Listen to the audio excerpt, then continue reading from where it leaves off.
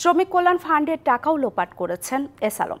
বিতর্কিত এ ব্যবসায়ীর ব্যাংক সহ 4টি দুর্বল প্রতিষ্ঠানে আটকা আছে শ্রম মন্ত্রণালয়ের 65 কোটি টাকা, যার মধ্যে 35 কোটি টাকাই এস আলমের 2 ব্যাংকে। শ্রম মন্ত্রণালয় জানিয়েছে, নানা দেন দরবার করেও আমানত হিসেবে রাখা শ্রমিক কল্যাণ ফান্ডের টাকা ফেরত পাওয়া যাচ্ছে না। বিশ্লেষকরা বলছেন, কার স্বার্থে মন্ত্রণালয় দুর্বল ব্যাংকে আমানত রাখল তা খতিয়ে দেখা উচিত।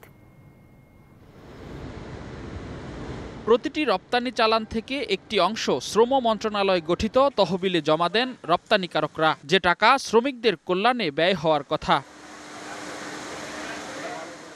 এই তহবিলের 65 কোটি টাকা আটকে আছে 4টি দুর্বল প্রতিষ্ঠানে, যার মধ্যে বিতর্কিত ব্যবসায়ী এস আলমের ব্যাংকেই আছে 35 কোটি টাকা। অনুসন্ধানে জানা যায়, 2018 সাল থেকে 2023 সাল পর্যন্ত বেআইনিভাবে এসব টাকা দুর্বল ব্যাংকে ফিক্সড ডিপোজিট রাখে শ্রম মন্ত্রণালয়। যদিও এ ধরনের আমানত লাভজনক ও ঝুঁকিমুক্ত প্রতিষ্ঠানে রাখতে হবে এমন বিধান আছে মন্ত্রণালয়ের। জানা গেছে, সাবেক শ্রম প্রতিমন্ত্রী বেগম মন্নুজান সুফিয়ানের নির্দেশেই শ্রমিক কল্যাণ তহবিলের 65 কোটি টাকা দুর্বল প্রতিষ্ঠানে ফিক্সড ডিপোজিট করা হয়। 25 বছরের ওয়ারেন্টিযুক্ত দীর্ঘস্থায়ী দরজা প্রোটেক্টর, আধুনিক ও মজবুত দরজা। বিশ্লেষকরা বলছেন, আর্থিক ভিত খারাপ জেনেও কেন এসব প্রতিষ্ঠানে শ্রমিকদের তহবিলের টাকা রাখা হলো তা খতিয়ে দেখা উচিত। কি এমন শক্তি ছিল ইউনিয়ন ব্যাংক এবং গ্লোবাল ইসলামী ব্যাংকের? আইসিবি ইসলামী ব্যাংক তো এটা শুরু থেকেই একটা সমস্যাগ্রস্ত ব্যাংক।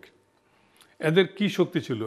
কোথায় সোনালী ব্যাংক, জনতা ব্যাংক, অগ্রণী ব্যাংক, রূপালী ব্যাংক না রেখে কেন তারা তাদের টাকা রাখলো? এবং আমি তো মনে করি আগে ধরা উচিত যারা টাকা রাখছে তাদেরকে। যদিও সাবেক শ্রম সচিব বলছেন, কোনটি দুর্বল আর কোনটি সবল প্রতিষ্ঠান এমন কোনো সংজ্ঞা কেন্দ্রীয় ব্যাংক থেকে না থাকায় এ তহবিল যারা রেখেছেন তাদের বিরুদ্ধে ব্যবস্থা নেওয়া কঠিন। আমার সময় তো সব ব্যাংকে রাখতাম, আমরা সরকারি ব্যাংকে, পরে বোধহয় চেঞ্জ হয়েছে। আমার সময় বিভিন্ন প্রাইভেট ব্যাংক থেকে প্রেশার আসছিল, গভর্নমেন্টের একটা রুল আছে, সেট রুল আছে। পরে শুনছি এইটা নাকি আবার ওপেন করে দিছে। যতটুকু শুনছি সরকার থেকে তো কোনোদিন কোনো রিপোর্ট বেরোয় না যে এই ব্যাংক ভালো আর এই ব্যাংক খারাপ। এ বিষয়ে শ্রম সচিব শফিকুজ্জামানের সঙ্গে যোগাযোগ করা হলে তিনি জানান, বারবার ধর্ণা দিয়েও টাকা উদ্ধার করতে ব্যর্থ হওয়ায় বাংলাদেশ ব্যাংকের দ্বারস্থ হয়েছে মন্ত্রণালয়। রেদওয়ানুল হক, ডিবিসি নিউজ, ঢাকা।